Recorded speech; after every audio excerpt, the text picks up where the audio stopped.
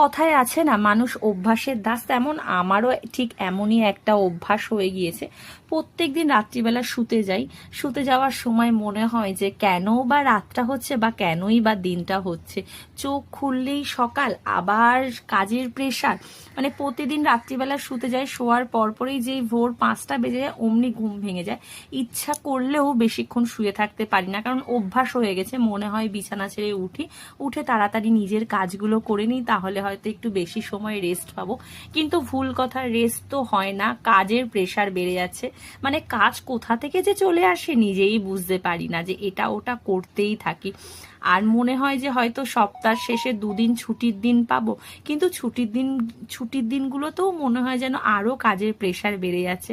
এটা হয়তো বয়সেরই দোষ। তাই যাই হোক, ভিডিওটা যদি ভালো লাগে অবশ্যই লাইক কমেন্ট শেয়ার করতে ভুলবেন না। দিন দিন যেন মনে হচ্ছে ছোট ছিলাম, ভালো ছিলাম, বয়স